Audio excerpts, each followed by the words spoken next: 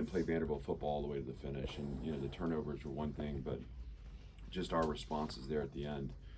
This needs to be a team that's undaunted, that is resilient, and again, a game of action, a game of responses. We need to win the responses. We control that. And today was a reminder that this is a team game, and it takes all three phases to win games like this. And I felt like, what do you say about our offensive efficiency early? Again, Tim Beck and his staff, the offense, the players, to score touchdowns against a really good defense, and to be able to move the ball the way they did to create distance between us and them. Really proud of them. Huge score. Their field goal at the end of half. Huge drive to start the second half. And then defensively, I think there was a lot to like about forcing field goals. Obviously, there were a lot of ways we could close that game out and make it easier on ourselves, but giving up explosive plays and explosive touchdowns was not one of those. And so the explosive touchdown was tough, and we need to tackle better in that situation. I thought the call was right, and we didn't down the ball. And this is a good LSU team. They have explosive skill players, and they made a great play there. Jordan Matthews' play to down the ball that broke out there late, and our defense forcing a field goal was a huge momentum moment for us. And so really proud of the way our defense closed that game out. When the offense took on some water there, some of that was self-imposed, but we got off schedule offensively. We stopped driving the ball. Our defense played shutdown football, and it started up front. I thought our D-line played really well, and then special teams there at the end with a huge return to give us some space, to put us in a great starting position, to at least go up 2 scores with a field goal. And I thought the way we managed the end of the game, we were able to kneel it out. Anytime you do that, it's a good day. So really good LSU team, really well coached, and today was our day. And I think a lot of that had to do with how we responded, how we stayed together, and how we played Vanderbilt football. Clark, it maybe says the most about today's win, the fact that Vanderbilt is now bowl eligible, and that's not the headline today? I don't know. I think I don't deal a lot in the headlines. I think ultimately we have a lot of season left. We're going to celebrate this win. I think we've earned the right to celebrate it. But this game won't define our season, and there's a lot more for this team to accomplish. Tomorrow we'll shift focus on Missouri, and that'll be a tough challenge for us, but that is tomorrow's issue. Today's about this team and this program and taking another step, and I'll let the headlines be what the headlines are. That's your job. We'll go in the front to Steve. Clark, in a game where nobody punted until the fourth quarter, you were pretty aggressive on fourth down. You had that one late in the third quarter, and Diego pulls out a Houdini type of play, and you end up going down and scoring again. Just how big of a moment was that for him to create something for you that gave you some cushion that was the difference? Yeah. We wanted to play to win this game, and that means that you have to trust the players in those situations. Obviously, we had the 4th and 1 that we got stopped on earlier that I believe the defense forced a field goal off that, which that's a huge moment too. That's again an example of responding the right way and independent of the circumstances, playing Vanderbilt football and forcing a kick there.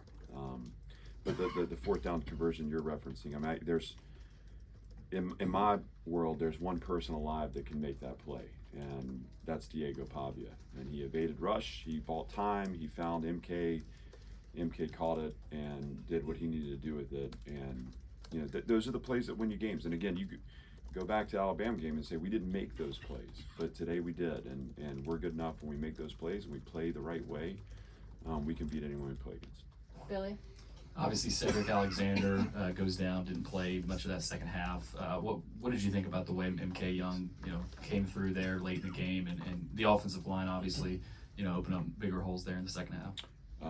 We talk about wearing the opponent out, and I always credit the offensive line. I thought Bryce Henderson, there was a corner fire that he mollied and was able to collect on Diego's touchdown. Obviously, MK had the big run there to get us in field goal range that ultimately allow us to ice the game out.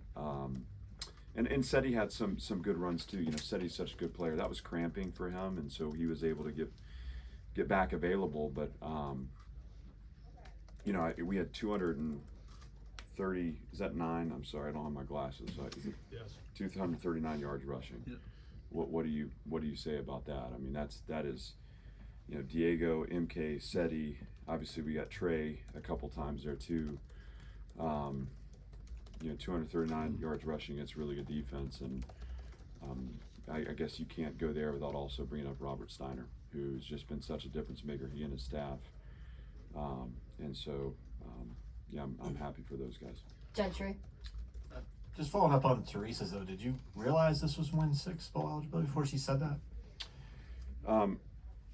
I knew that, but it's just not been something that we thought about. You know, I mean, it's I don't know. There's just, you know, we have higher goals, and it's not that I don't want to sound like I'm not excited about the fact that we've secured a postseason bid, but we're really interested in taking this as far as we can. And also, just offensively, Clark, are you guys to a point now where your game plan isn't necessarily dependent on who it is you're playing, that you're able to do what you're going to do no matter who the opposition is, and you feel that way? I think, well, obviously the game plan's always dependent on who we're playing, but I think what you're saying is that we feel like we can dictate terms on the field, and I would say yes to that. You know, that we feel like we're going to get in good designs to attack the opponent's structure, but you know, we feel like when we step on the field, we tip the field, and if we play with the right attitude and we're physical, that you know, again, the game honors toughness, and if we're the tougher team, that we're going to be able to separate. So there's a lot of confidence on that side of the ball, and it's well deserved. We'll go back to Joe. Clark, a lot of prospects here this week. I know that a lot of people saying this is one of the biggest weekends Vanderbilt's had. What does it mean? I know there's a lot of players and coaches after the game, you know, talking to them and things like that. What does a win like this mean, an atmosphere like this mean in that regard, and just how much momentum are you sensing overall, the big picture even beyond this season, from what you guys are doing on the field?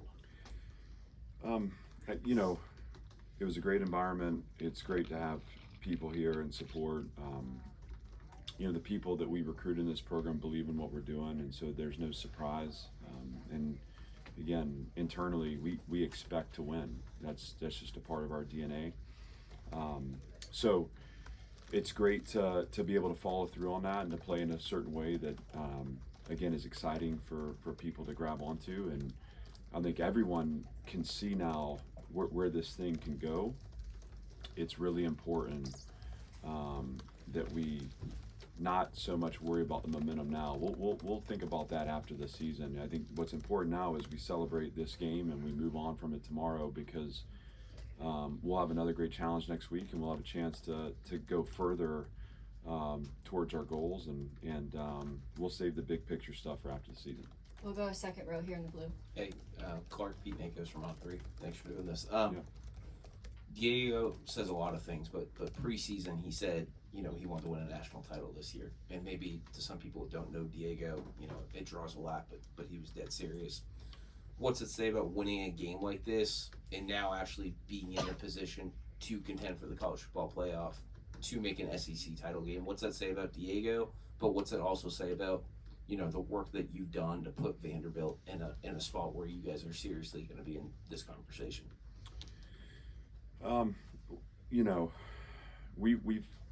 there's been a lot of blood, sweat, and tears poured into this. Candace Lee's in here. I mean, she's a huge part of that, right? And you can't talk about our success without starting with leadership. And she's been such an incredible leader for us and opened up opportunities for us to have these moments. And so credit goes to her. Obviously, Chancellor Diermeyer, who's been just an incredible visionary and is so aggressive in his vision for what Vanderbilt can be as a university, and certainly our football program is a part of that. So we start there. You know, this is a program that cares about each other, and that shows up in the way we invest every day and the way we work, and we have deep belief, and we say in our program, belief is a practice. So you know the level of belief you carry when you watch you know, people show up to work, and the length that they're willing to go in effort the amount of sacrifice and suffering that they'll take on because they believe in what's possible. And I think to a man in our program, you know, these players and coaches show up with deep belief and work really hard for the results. And you mentioned Diego, and obviously Diego's a huge part of the heartbeat of our program. And his confidence is our confidence, you know, and you know, he believes in manifesting, you know, and so he gets sound bites. But at the end of the day, he doesn't say anything that we don't all believe and we don't all act on every single day. And so we celebrate him, but this is the story of a team and a program that is finding external validation through internal investment. And the deeper we go in care, the stronger the brotherhood will be, the more we'll be able to reach for these results and have fun like we did today. Today was just a fun day to compete. We didn't hold it too tight. They played loose, played free, and you know, we get to celebrate as a result. Graham, and then Chris Harris. Coach Cole Spence, typically more so of a blocking tight end. Today, he's your guys' leading receiver with 56 yards and a touchdown. Just what did you make of his performance and just the way he was able to come up so big for you guys? Graham, I'm gonna fight back against the idea that he's a blocking tight end. I think Cole would fight you too on that one. What he does is he plays the game the right way, and he does his job. And whatever the role is that winning requires of him, he does it with effort, energy, and the right attitude. And when you play the game the right way, when you prepare the right way, the game rewards you. And today was his day, and he came through. And it was, you know, sometimes the design's right. All he has to do is catch a turn and run. That first third down conversion, that was a big time play. That looked like an NFL catch. And I'm excited for more of that from him. You know, I think we've seen his production start to tick up as the season's worn on, and we're going to need him, you know, because obviously Eli Stowers is well known, and Cole's moment is next, and you're starting to see that surface. So really happy for him, and can't give him enough credit for the work he's put into this season, and again, coming through in clutch moments for us today. Chris Harris, and then Julian in the back.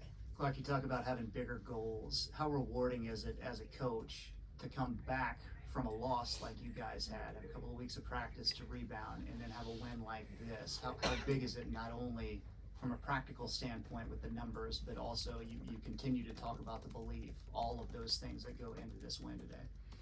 I think any you know, we got to be careful because the results don't define us, and so you know, we don't linger too long. You know, the Alabama game was tough. Obviously, the bye week gave us a little extra time to kind of soak in it, but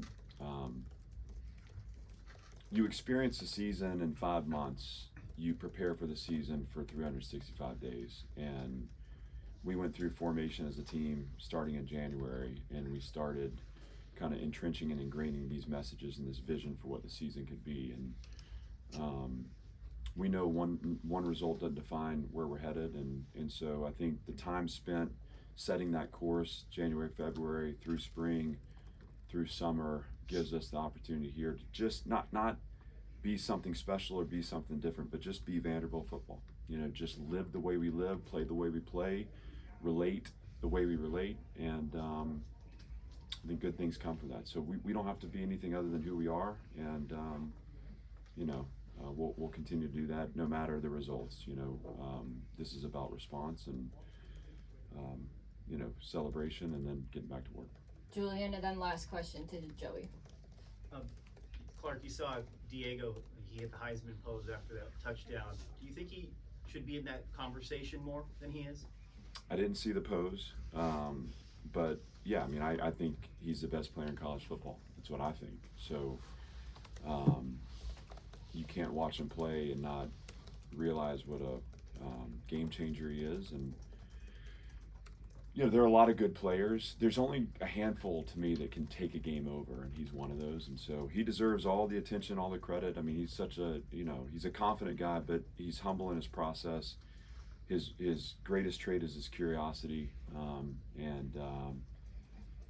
you know, I mean, he's a dog. That's what he is, and he shows up every time. And I love him, and I'm glad he's with us. And yeah, I mean, I hope for everything for him, including Heisman. Last question, Joey. LSU had the ball with a couple minutes left to go and could have tied it if they went down and drove down the field. You guys forced the 3 and out there. What does that say about the defense and them living up to that moment? It was huge, and I thought we played really well on the defensive line. I thought they set a tone for us. You know, Mark Davis also had a good game. I was happy to see him out there, coming back from a hamstring issue. And, you know, we needed the defense at that moment, right? Because we had stalled out offensively. So there are going to be things we want back, things we need to clean up. The early 3rd and long conversion, you know, I mean, it's just, we could go through play by play here, but I thought the way the defense held the line there at the end was courageous. It represented our program, and it was their moment to shine, and they stepped up and did that.